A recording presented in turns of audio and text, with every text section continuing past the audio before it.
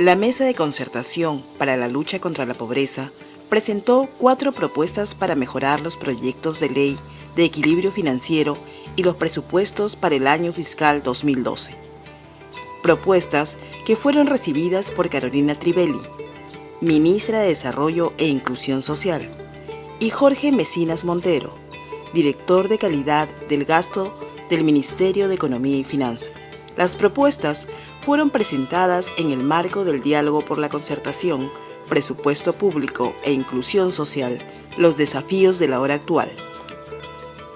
Luego de la presentación se desarrolló el panel Plan Presupuesto e Inclusión Social con la participación de Germán Alarco, presidente del CEPLAN, Giancarlo Castiglioni, del Grupo Nacional de Presupuesto Público, Paul Martín, representante del UNICEF en el Perú, y Carlos Rixe, destacado consultor internacional en materia de gestión por resultados. Este diálogo por la concertación sobre presupuesto público e inclusión social tiene 2 objetivos.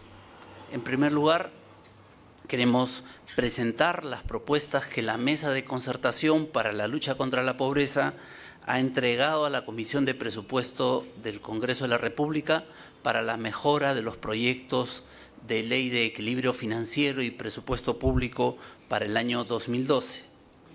En segundo término, este diálogo por la concertación tiene también como objetivo recoger las iniciativas que las organizaciones del Estado, la sociedad civil y la cooperación internacional representadas en este evento con su participación tienen para el fortalecimiento de la relación entre presupuesto público e inclusión social. Una relación que nos parece clave en el marco de los actuales desafíos para la gestión del desarrollo a nivel nacional y descentralizado.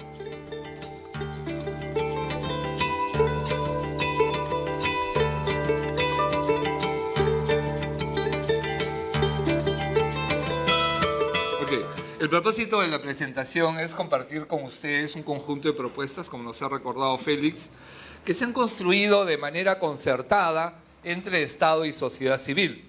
Creo que cuando hablamos de las propuestas de la mesa, la frase no da cuenta de realmente de lo que ha ocurrido para que se formulen las propuestas.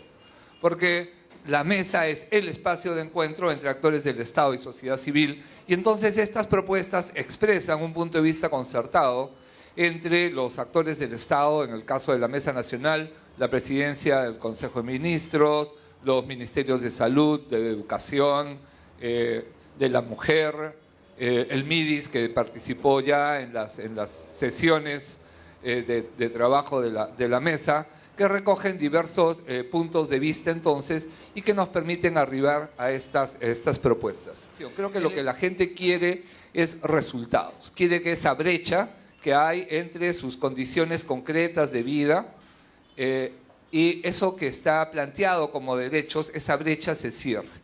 Y ese es en el fondo el gran desafío de la inclusión. Quiere reconocimiento, quiere inclusión, quiere bienestar, y la responsabilidad del Estado es garantizar esos derechos. Y creo que ahí está el punto sustantivo. Hemos hablado siempre de la eficiencia del Estado, y por cierto tiene que ser eficiente, pero de lo que hemos discutido poco es de la eficacia del Estado.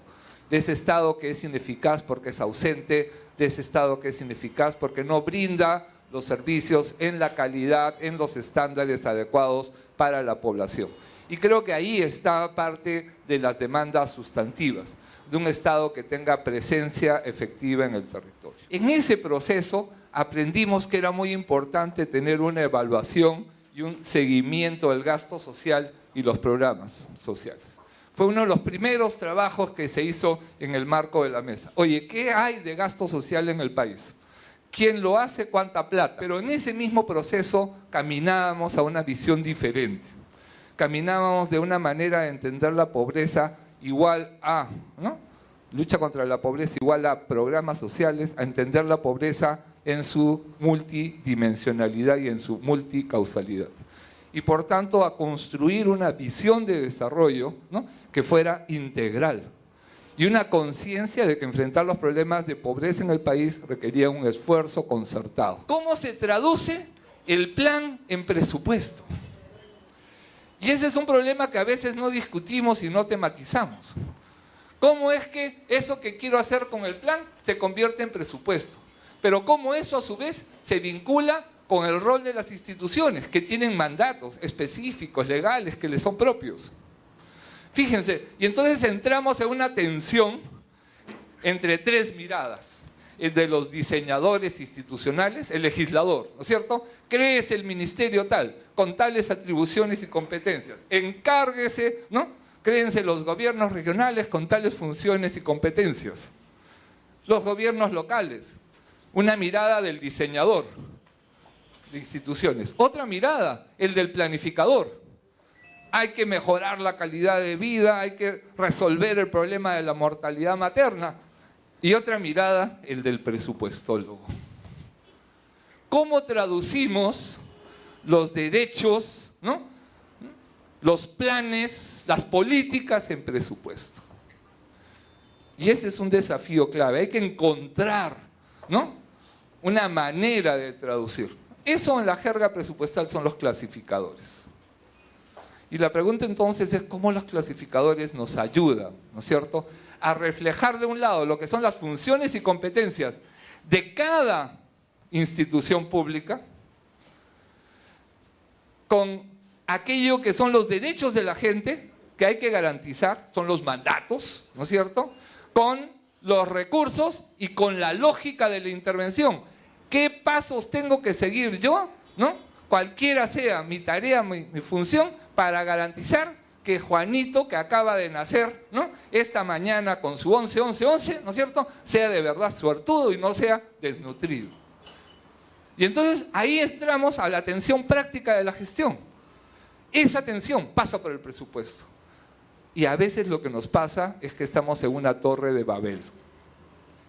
Una torre de Babel porque cada uno habla su propio lenguaje.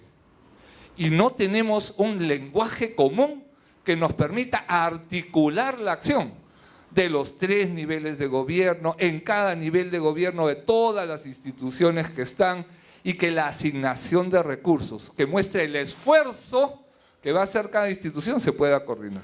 En el marco de la mesa hay algunos lineamientos que nos parecen claves para el manejo del escenario, ¿no? Uno primero es que el ampliar y reforzar la protección social y la lucha contra la pobreza nos parece fundamental. Nos parece fundamental por lo que esto implica en términos de capital humano a largo plazo y por lo que eso implica también de manejo de factores de riesgo en el corto plazo.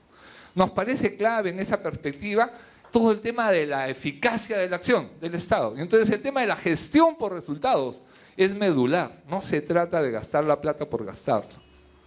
Se trata de gastarla con eficacia para garantizar derechos y generar condiciones, ¿no es cierto?, de desarrollo futuro del país. Se trata también de impulsar acciones y políticas de generación y protección del empleo digno, sostenible.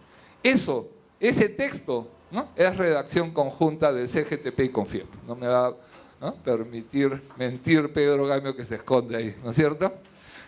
Fortalecer, miren, para tener éxito en un país que es descentralizado y que tiene varios niveles de gobierno, el tema de la coordinación intergubernamental es medular. Y entonces la mesa tiene una responsabilidad en ayudar y facilitar esa coordinación interinstitucional e intergubernamental y con la sociedad civil y por supuesto entonces también la lucha contra la corrupción. Cada sol que se pierde por corrupción es un daño sustantivo a la lucha contra la pobreza y a la construcción de equidad en el país, ¿no?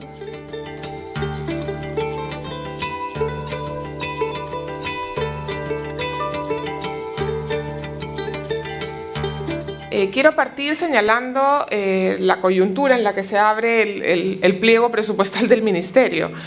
Como ustedes saben, el Ministerio ha sido recientemente creado, en el 2011 no existía en el presupuesto público y lo que se ha hecho es, Jorge Mecinas me corregirá, poner los recursos de los programas que van a pasar al Ministerio en el Fondo de la Reserva de Contingencia, ¿no? Es ahí donde están colocados y es así como han entrado en el presupuesto, salvo los del programa Juntos que se mantienen en la PCM. Este ministerio recientemente creado entonces recibirá una transferencia del Fondo de la Reserva para la apertura de su pliego y la transferencia de los recursos del programa Juntos que vendrán de la PCM y también del Fondo de la Reserva recursos para la operación de la sede central. Uno de los principales problemas que vemos en el marco de la discusión sobre qué es lo que se puede hacer desde el Ejecutivo y desde el sector público a favor de la inclusión tiene que ver con una constatación muy clara. Estamos en una racha todavía de crecimiento, ojalá que se mantenga. Incluso si viene la crisis, esta racha puede ser de menor magnitud, pero mantendremos niveles de crecimiento al menos el 2012. Y esto son buenas noticias y venimos de una etapa de un crecimiento sostenido que lo que ha logrado es generar más recursos en manos de parte de los peruanos y más recursos en el Estado que se han orientado en una proporción importante hacia esfuerzos de atención de pobreza extrema, reducción de vulnerabilidades. ¿Cuál es el problema? Que el esfuerzo fiscal que se ha hecho en asignar recursos para este fin no ha tenido la misma magnitud de resultados, ¿no? Entonces tenemos un problema en el cual tenemos una mejor situación económica, tenemos una mayor cantidad de recursos que se vienen asignando. No digo que esto implique que sean suficientes.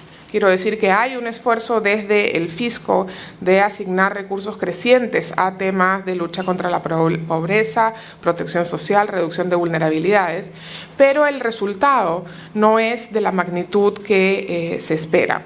Entonces, estos mayores recursos entregados, definidos en el presupuesto 2012, han de traducirse en mejores resultados. Pero para ello necesitamos atacar directamente el tema de la gestión.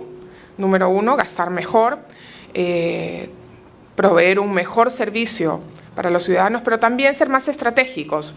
Y esto pasa, como mencionaba Fico también en su introducción, por articular mejor. Y articular mejor no quiere decir solamente relacionarnos mejor desde estos programas con los otros programas del sector público, sino con iniciativas de gobiernos regionales y locales, con iniciativas del sector privado y la sociedad civil, pero sobre todo ubicarnos en el territorio, territorializar los procesos de articulación para lograr efectos.